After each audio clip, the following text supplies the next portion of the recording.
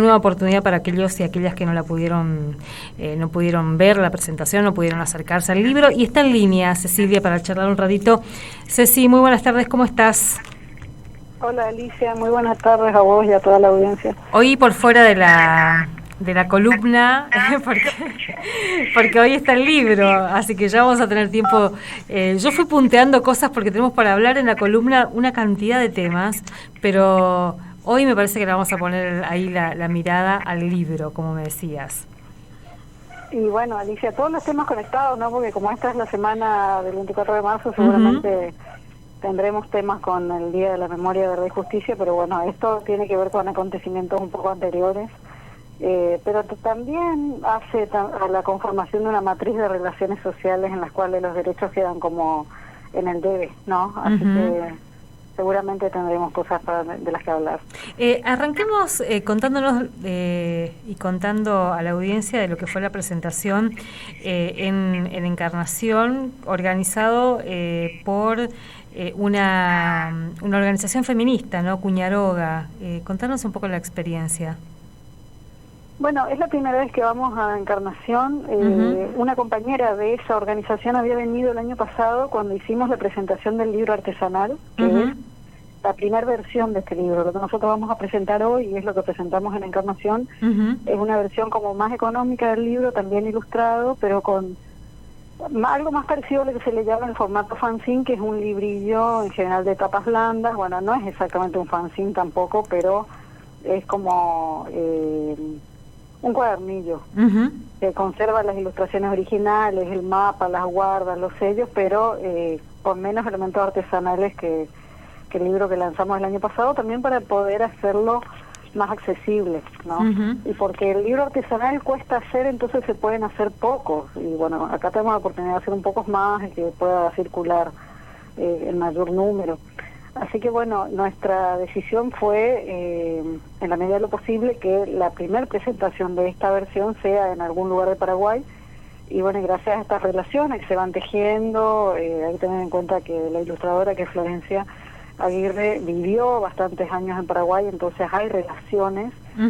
Bueno, nos conectó con esta compañera que ellas decidieron ser las anfitrionas, pero el lugar que pidieron para hacer la actividad es el Centro de Arte Municipal, que queda frente a la Municipalidad de Encarnación. Ahí es bien cerca de la terminal de ómnibus, o sea, una zona bien céntrica, diríamos, en Encarnación. Bueno, pero un lugar, si se quiere, oficial.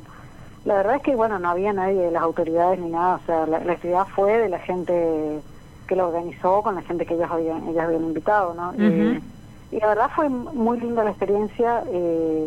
Particularmente yo no conocía a estas compañeras, salvo a la que había estado en la presentación, no conocía el resto del grupo, y bueno, también es interesante aprovechar estas oportunidades para ir a ver las experiencias de organización de mujeres en otros lugares, y más en Paraguay, ¿no? Donde cuando hablamos en Juliana hablamos de cuál es el origen de esa matriz de relaciones violentas entre géneros, de tanta violencia contra la mujer, y hay que ir a verlo en Paraguay, ¿no?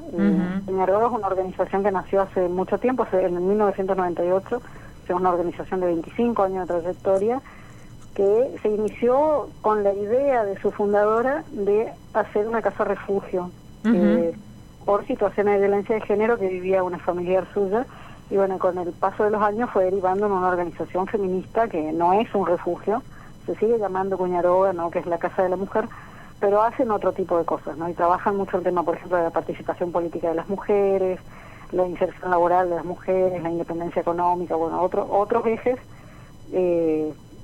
fuera por ahí de las situaciones ya concretas de la violencia de género y esas situaciones como de riesgo, ¿no? Así que bueno, la verdad fue muy interesante ir a verlas. Algunas de estas compañeras ya tenían nuestros libros. Nos encontramos con que el personaje de Juliana no es tan conocido en Encarnación como es en Asunción, donde uno va y sabe, que la gente sabe de quién estamos hablando. Así que fue distinto, y la verdad muy interesante toda la charla, desde la previa, que era la informal, con una compañera que se puso a leer el libro y nos comentaba muchísimas cosas en guaraní y hacía chistes en guaraní. La verdad lo pasamos muy bien. Pero bueno, también muchas reflexiones, ¿no? Sobre la necesidad de hacer historia, ¿no? Sabemos que La historia del Paraguay, lamentablemente, en gran medida está contada por historiadores extranjeros. Y dentro de eso, rescatar personajes que tengan relevancia para lo que nosotras queremos contar. ¿No? Por ejemplo, Juliana, pueden ser otras. Pensaba, Cecilia, porque algunos medios se engancharon con el título, o sea, con esto de Yayuca, Ñande, o sea, matemos a nuestros maridos, que está en guaraní y que está traducido, y tal vez... no tanto en lo que implica también, ¿no? Pensar lo que pasó con los pueblos indígenas en Paraguay y lo que sigue pasando hoy. Sí, ahí lo que sucedió ayer, el domingo, fue que un personaje, que la verdad no ubico muy bien quién es, hizo un posteo en su cuenta de Twitter diciendo que hubo una polémica presentación en Encarnación y que la organización feminista Cuñaroga presentó un libro con el título Matemos a nuestros maridos, y le pedía a sus seguidores que opinen acerca de si eso no era una forma de incitación a la violencia, más allá del contenido y el relato, decía, ¿no? Como si fuera que un texto puede juzgarse, y un libro puede juzgarse por una frase del título, que además él no citó todo el título tampoco, porque el título es Matemos a nuestros maridos, mujeres originarias durante la conquista. ¿No? O sea, lo descontextualizó totalmente, y lo que él hace para mí es una incitación a la violencia, porque lógicamente abre la puerta a sus seguidores que todos se dedican a defenestrar el movimiento feminista. Es una incitación a opinar de manera violenta, ¿no? Entonces, bueno, a partir de ahí, gente que opinaba que nos tenían que procesar por incitación a la violencia en Paraguay, bueno, gente que nos trató de locas, de incogibles, de frustradas, que seguramente no tenemos marido. Bueno, o sea, lo que hizo fue una nueva habilitación a toda esa violencia que defienden, ¿no? Y con mucho ataque particularmente a la organización Acuñaroga. Y es por eso que contestamos, porque nosotros consideramos que a ese tipo de cosas que se dicen así, ese tipo de formas de comunicar de las redes sociales, cuando son formas de incitación al odio, no hay que responderle, porque no hay debate posible, ¿no? Pero bueno, los compañeros de Cuñaroga están en otra situación, porque son las que viven allá y son las que reciben la lluvia de agresiones. Más que Encarnación, es una ciudad bastante particular. Una vez cuando va a ver los carteles que son de la misma municipalidad de Encarnación, que dicen ciudad prohibida y pro familia, eso está dentro de las declaraciones, ¿no? De lo que acá sería el Consejo Deliberante. Así que de alguna manera empezamos a contestar esto por una cuestión de solidaridad con ellas, pero también donde nosotros lo que vemos es que, bueno, ahí está la matriz, ¿no? Totalmente. Nosotros acá en Argentina, mientras anduvimos con ese libro, jamás tuvimos problemas. Cuando lo presentamos en Asunción, como era en un ámbito como muy propio de los ambientes alternativos, de hecho más con las disidencias de género, ningún problema. Pero cuando fuimos a la Plaza Uruguaya, que fuimos a una feria donde está la gente como propio de la feria, una feria agroecológica, ya sí apareció un señor que vio el título y ya se puso pesado, ya vino a decirme que por qué publicábamos esas cosas, que si nosotros incitábamos a que hagamos estas cosas, bueno, pero en el trato personal hay márgenes como de negociación, de la interacción, que no hay en las redes. En las redes es sin filtro todo, ¿no? Y bueno, y a partir de ese posteo, que si se quiere es una tontería, hoy el diario Extra de Paraguay, que es un diario súper amarillista, ya sacó en tapa que en Encarnación se presentó un libro que tiene este título, ¿no? Bueno, ahí ya nos reímos porque... Pero además cualquiera diría que es parte del marketing que están haciendo del libro, ¿no? Finalmente no, creo que no viene. Pero mientras tanto hay muchas agresiones por medio, sobre todo a las compañeras que viven allá, y eso sí nos preocupa. Totalmente. Porque sabemos que estos sectores son agresivos, y la verdad la misoginia que manifiestan es explícita. Cecilia, pero bueno, la nota en el diario está bien, la leímos y la verdad está muy bien la nota. Así que bueno, vamos viendo cómo lo manejamos. Y pensaba, Ceci, en esa interacción con el público que fue a ver la presentación, ¿cómo les llega la historia? ¿Qué es lo que les interpela? ¿Qué dispara además poder conocer una historia como la de Juliana? Mira, nosotros pensábamos cuando fuimos que estábamos hablando de un personaje que ellas iban a conocer, y nos encontramos con que no es tan así, se ve que no late tanto en la historia de Encarnación, que hay que mirar la historia de Encarnación, y creo que hay unas cosas interesantes a ver ahí, por ahí no particularmente de mujeres, sino en el trato hacia la población indígena. Sí.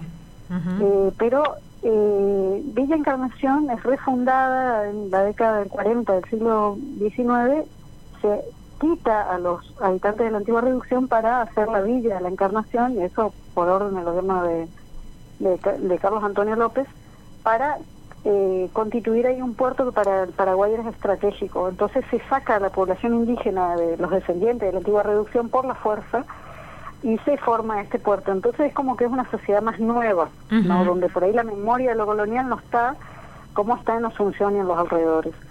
Pero una cosa que nos decían los compañeros también es que en el Paraguay se ignora mucho su propia historia, que como que hay problemas siempre con lo histórico, que la historia que le contaron es muy recortada, que en la escuela se estudia muy poco, que no se lee, que lógicamente que no se le enseñan historias que no sean la oficial, que bueno, eso es así en todas partes ahora también, pero como que tienen poco acceso a esa posibilidad de buscar, más que nada. Y después, en cuanto a la cuestión de las relaciones sociales en las que se insertan a las mujeres, claro, estos colectivos son justamente los que vienen haciendo la crítica de eso. Claro. Pero bueno, justamente cuando uno trata de salir de esos círculos, cuando se empieza a encontrar con estas cosas que son respuestas violentas, que incluso sin entender mucho de qué se trata ya te agreden, pero yo lo que creo es que ahí hay un intento de preservación de parte de estos señores que se sienten tan cómodos con sus concepciones patriarcales naturalizadas que se dan cuenta cuando eso está empezando a ser ahí, ni digo cuestionado, sino cuando uno empieza a mirar un poco ya se incomodan y estas son las reacciones. Cecilia, ¿no? Para recordar, contanos un poquito así brevemente quién es Juliana y qué cuenta este texto. Bueno, Juliana es un personaje del que en realidad se sabe muy poco, porque aparece mencionada en el diario de Álvaro Núñez Cabeza de Vaca, que llega a Asunción y pasa a ser su gobernador a partir de 1542 y el secretario Álvaro Núñez. Ellos mencionan como un incidente con Juliana de que ella era una india guaraní casada con un español, como todas las indias que vivían en Asunción, porque estaban entregadas al servicio de los españoles, ¿no? Y eso había sido parte de los pactos de paz entre los guaraníes de esa zona, que eran los cariós, y los españoles. Y que esta señorita, en un momento lo mata al marido. Dicen que lo envenena, ¿no? Y que el tema como que no era ese, porque le hicieron un juicio en su momento y algún familiar del que había sido ese esposo de ella pidió clemencia, entonces como que la habían dejado ahí, no andaba por ahí ella. Pero Álvaro Núñez se entera de que ella le anda diciendo a las otras indias que ella era la única valiente que había dado muerte a su esposo y que tenían que hacer eso. Y eso es lo que le alarma a él, esa cuestión del ejemplo que ella quería dar. Claro. Entonces la manda a capturar y la mandan a ahorcar, la ahorcan, ¿no? Y él dice para que se les quite el atrevimiento y que las otras no hagan lo mismo, porque esa era una sociedad nueva, surgida de ese contacto bastante violento, digamos, entre españoles e indias. Y vos imaginate que si las indias, que todas vivían, eran las que le mantenían las casas a los españoles, si empezaban a envenenarlo, era como que esa experiencia colonial se iba a terminar como rápido. Y queda como un ejemplo de como la idea de una especie de incitación a una rebelión que no funciona, ¿no? Pero que tiene más que nada para mí un sesgo anticolonial, si se quiere. Después ese personaje tuvo muchas interpretaciones, hay gente que lo interpreta como una heroína nacionalista, otra que lo interpretan como una heroína feminista. Bueno, hay miles de interpretaciones, pero no hay más que esas referencias en esos documentos. ¿Y vos por qué la rescataste? ¿Por qué? ¿Qué te llamó la atención a vos para rescatarla? Mira, me iba encontrando con ese personaje. De hecho, ese personaje lo nombran muchos autores, lo nombra, por ejemplo, Eduardo Galeano, en alguna de las Memorias del Fuego, lo nombran muchos autores paraguayos, todos con diferentes versiones, pero cuando yo leí textos de Branislava Susnik, que es una antropóloga eslava que vivía en Paraguay, que tiene una obra muy importante sobre los pueblos indígenas de Paraguay, ella reconstruye ese tiempo de la colonia también en un intento de desmitificar este mito fundante del Paraguay, producto de un encuentro amoroso entre españoles e indios. Y la verdad es que cuando uno mira los documentos de esa época, pues yo después leí varios de los documentos que yo menciono en el texto, los leí, ¿no? Las crónicas que escribían los mismos conquistadores, los exploradores, también los reportes de los sacerdotes, hablan de un nivel de violencia tremendo. y sobre todo un nivel de violencia ya como doméstico, te diría, porque los carios son derrotados rápidamente por los españoles, entonces pactan y entregan mujeres como una forma de empezar a establecer relaciones de parentesco con los españoles para no ir a la guerra, porque ellos se dan cuenta que ellos no pueden derrotar a los españoles, creen que tienen poderes mágicos. Entonces, bueno, como que emparentarse con ellos era una manera de tenerlos de aliados, de no tener que enfrentarlos en la guerra, y además de que los españoles les ayuden a combatir a sus enemigos históricos, que eran los indios, que ellos le dicen los guaycurúes, son los indios del Chaco, digamos, son diversas etnias chaqueñas. Pero bueno, ese es un pacto que sale mal porque la antigua sociedad guaraní se basa en toda una serie de conceptos entre los cuales la reciprocidad es muy importante, y creen que al darle sus mujeres y ser parientes van a haber relaciones de reciprocidad, y eso no es así. Lo que termina habiendo son relaciones de brutal explotación, no solo de las mujeres, también de los hombres guaraníes que quedaban obligados por ese parentesco a servir a los españoles. En un lugar a donde además no había riquezas, eso es como una especie de puesto de retaguardia que establecen los españoles para poder seguir explorando esa zona porque quieren llegar al Cerro de la Plata, y ellos saben que no hay riquezas ahí, tienen que ver cómo hacen para continuar sus expediciones. Y los españoles logran eso, logran que los guaraníes trabajen para ellos, que los aprovisionen, que les den además guerreros para sus expediciones, y además sobre todo logran el trabajo esclavo de estas mujeres, ¿no? Entonces, esas mujeres eran las esposas, pero también eran las esclavas sexuales, estaban para todo servicio, ¿no? En el matrimonio que ellos consuman está todo dentro del paquete, digamos, y se casan con algunas, pero después empiezan a darse cuenta que pueden tener muchas, y de alguna manera distorsionan esa primera institución de la poligamia guaraní, que era para establecer relaciones políticas. Ellos lo usan de otra manera, ¿no? O sea, empiezan a vender esas mujeres, empiezan a cambiarlas por cosas, así que bueno... Es una posesión más, digamos, ¿no? Es una posesión más. Es una posesión, y la verdad la conquista del Paraguay es posible gracias a esas especies de matrimonios que hacían, ¿no? Entonces también, ¿cómo se sostiene ese modelo? Con violencia. Claro. Y de ahí tenemos que se va conformando una matriz cultural de relaciones de género muy violenta, que persiste hasta el día de hoy, y que por supuesto que muchas cosas cambiaron, pero está eso como lo que va moldeando el origen de esa sociedad colonial. Y además hay otra cosa, como ellos se casan, pero no se pueden casar con todos, porque el matrimonio cristiano no admite más de una mujer legal. Cuando ellos se casan, establecen el derecho de herencia, que es algo que en la sociedad guaraní no existía, porque no existía la propiedad privada, hacia los hijos de la mujer legal, pero no hacia los demás. Entonces también van conformando una sociedad que en el cual están los hijos legítimos, que van a ser los herederos, y están los demás, los ilegítimos, que son unos desheredados, y que es más, después van a pasar a ser parte de la encomienda, de los indios encomendados a los herederos legítimos, ¿no? Entonces van conformando una sociedad nueva, que es violenta y que es desigual. Y eso es algo que creo que hay que pensarlo, todas las consecuencias que tiene hasta el día de hoy en toda nuestra región. Totalmente. Qué interesante, ¿no? Eso que vos decís, la matriz de lo que hoy estamos también denunciando. Ceci, ¿y dónde va a ser la presentación hoy, de la nueva presentación del libro?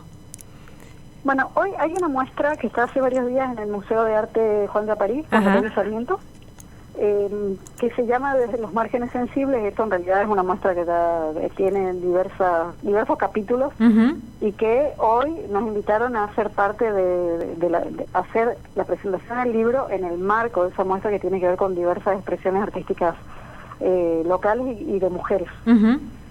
Así que bueno, hoy las chicas nos invitaron, ese espacio se llama Relatos Visuales, y bueno, nosotros vamos a presentar el libro, pero un poco también en base a ciertas consignas que da la muestra. Así que, además de mostrar el libro y hablar de eso, vamos a hablar de ciertas palabras que hemos ido encontrando, porque cuando uno escribe este libro y empieza a bucear esta historia, es como encontrando ciertas palabras que son como llaves, que están todas en guaraní, que tienen que ver con ese mundo de Juliana y ese entorno de ese tiempo, ¿no? Y vamos a reflexionar también sobre esas palabras, incluso también el cambio de significado que implica la conquista para las antiguas palabras guaraníes en un nuevo contexto. Qué bueno. Y esta es una edición, como decís, más económica. ¿Y va a haber alguna segunda parte, alguna reedición que profundice algunos de los ejes que estás planteando? Yo me quedé pensando en la descendencia, entre comillas, de esos matrimonios, en las descendencias no solamente biológicas, sino también lo que se fue construyendo. Y hay como un mundo para seguir ahí hablando. Mira, desde que empezamos como a dar vueltas con este libro, siempre estamos pensando en qué más podemos derivar. Podemos derivar en talleres, podemos hacer murales, o sea, qué actividades podemos hacer en base al libro, que no sea solamente leer el libro. Claro. Estamos pensando, sí, sería muy interesante, porque además incluso para hacer este libro nosotros, como había que ilustrarlo, que esa era la parte que faltaba, porque el artículo yo lo escribí en 2016, ¿no? Y hacer el libro en gran medida fue pensar cómo se hacía todo un imaginario de Juliana, también darnos cuenta de que nosotros no podemos pensar lo guaraní sin referir a lo jesuítico. Claro. Y eso es errado, porque la experiencia jesuítica es posterior, y dentro de la larga historia del pueblo nación guaraní, es un capítulo de 200 y pico de años, una historia que puede tener 10.000 años, pero bueno, no al tratarse de una cultura que no escribía y tenían pocos materiales duraderos, casi todos los materiales que usaban ellos eran efímeros.